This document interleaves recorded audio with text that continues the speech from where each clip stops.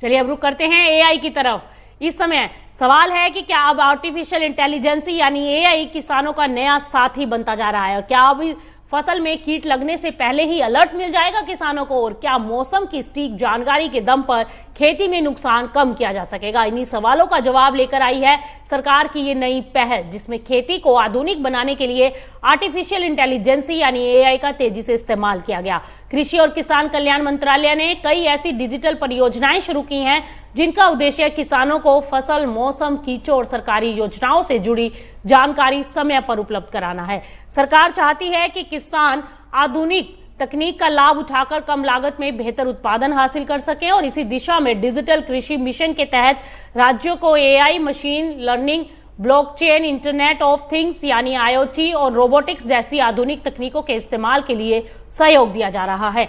सरकार ने राष्ट्रीय कीट निगरानी प्रणाली भी यानी कि एनपीएसएस भी शुरू किया है। ये प्रणाली एआई और मशीन लर्निंग की मदद से फसलों में लगने वाले कीटों की पहले से पहचान करने में सक्षम है।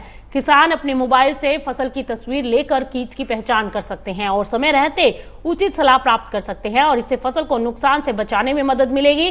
फिलहाल देश भर में 10,000 से ज्यादा कृषि विस्तार कार्यकर्ता इस तकनीक का उपयोग कर रहे हैं और ये प्रणाली 73 फसलों और 436 प्रकार के कीटों की निगरानी करने में सक्षम है। खेती में मौसम सबसे ज्यादा भूमिका निभाता है। इसे ध्यान में रखते हुए भारतीय मौसम विभाग यानी आईएमडी एआई आधारित मौसम और मानसून सलाह किसानों तक पहुंचा रहा है। इससे किसान अपने क्षेत्र में मौसम के अनुसार बुआई, सिंचाई और फसल की मैनेजमेंट से जुड़े बेहतर फैसले ले सकते हैं।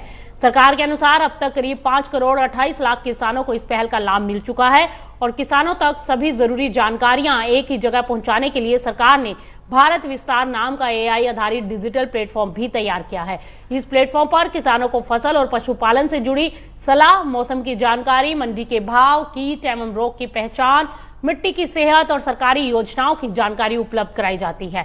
अब तक इस प्लेटफॉर्म से 3 लाख से ज्यादा किसान जुड़ चुके हैं और 72 लाख से ज्यादा सवालों का समाधान किया जा चुका है। इस डिजिटल सेवा को किसानों की सुविधा के लिए वेबसाइट, मोबाइल ऐप और एआई चैटबॉट और टेलीफोन सेवा के माध्यम से उपलब्ध कराया गया है। मोबाइल ऐप, वेब पोर्टल और चैटबॉट 10 भाषाओं में फिलहाल उपलब्ध हैं ताकि देश के अलग अलग राज्यों के किसान आसानी से इसका लाभ उठा सकें।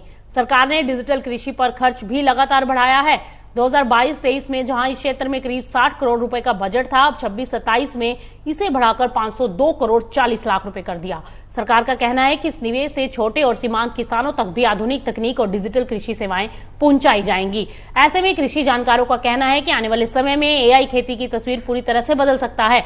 समय पर मौसम की जानकारी, कीटों की पहचान और बाजार से जुड़े अपडेट मिलने से किसानों का रिस्क कम होगा, उत्पादन बढ़ेगा और खेती पहले से ज्यादा लाभकारी बन सकेगी। अब बड़ा सवाल है कि क्या एआई तकनीक वास्तव में किसानों की आय बढ़ाने और खेती को अधिक लाभदायक बनाने में सफल होगी? इसका जवाब फिलहाल आने वाले समय में खेतों में दिखाई देगा।